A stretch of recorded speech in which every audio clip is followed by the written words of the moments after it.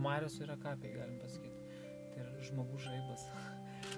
Pas jį viskas vyksta greitai ir gerai, nuoširdžiai. Nesakysiu kažkaip ir kokybiškai, kažkaip ne, taip muzika, tai yra žmogus žaibas muzika. Man tiesiog šiaip malonu, kad pakvietė padirbėti kartu ir tai yra, sakykime, muzikos prasme, tai pirmas debiutas filme, ne? Ir nežinau, žiūrovai spręs patys turbūt kaip gavosi.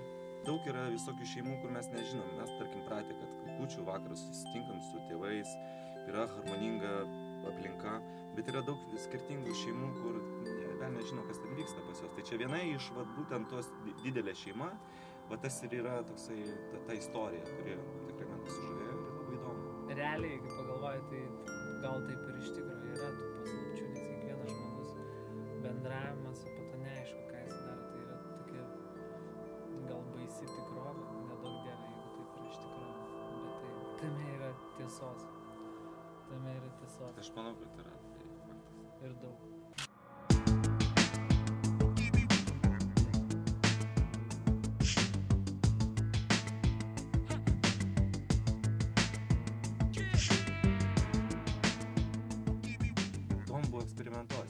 Smoriginu, kur pasi užtemsta protelis ten, kaip jis tą šūkę paima veidrodžio.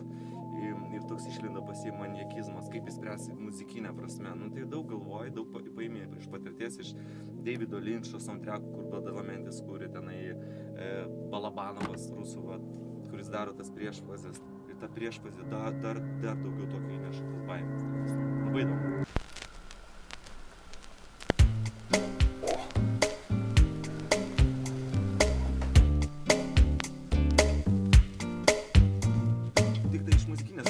Yra ten stiliovesnių vietų, žinai, kurios...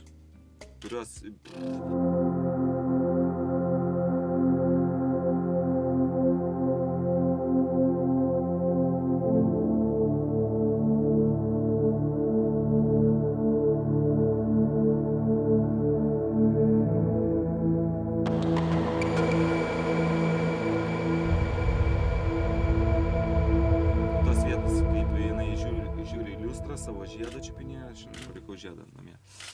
Savo žiedą čiupinėja ir penktadienis.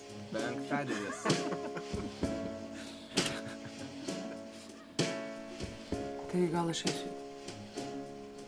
Ko tu išėjai iš ten? Dėl kasetės? Ne. Grįši atgal? Ne.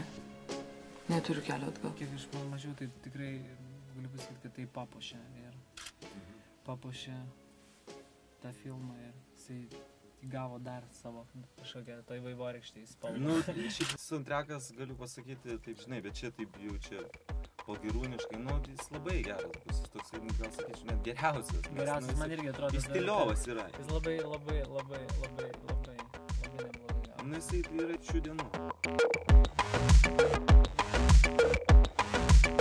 Tai yra labai mažai žmonių tokių kaip Egis, kaip Justė, kur ateina su savo idėjom. Su jais nereikia niekados apie tai šnekėti, jie patys žino, ką reikia daryti.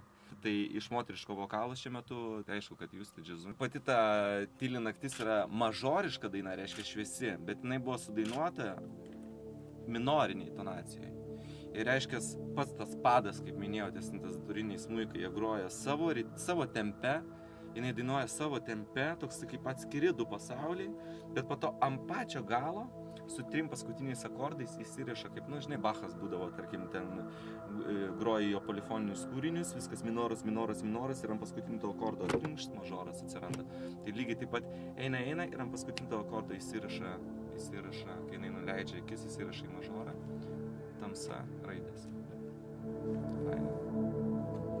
Į kiną aš vis dėlto žiūriu kaip ir į muziką, aš žiūriu bendrai, globaliai, ne? Ir jeigu man nėra tokio dalyko, kad filmas rusiškas, amerikietiškas, lietuviškas ar prancūziškas yra geras filmas arba blogas filmas.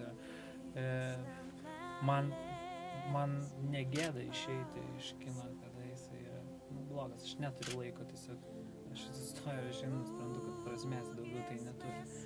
Tai čia turbūt vienas iš tų filmų, iš kurių,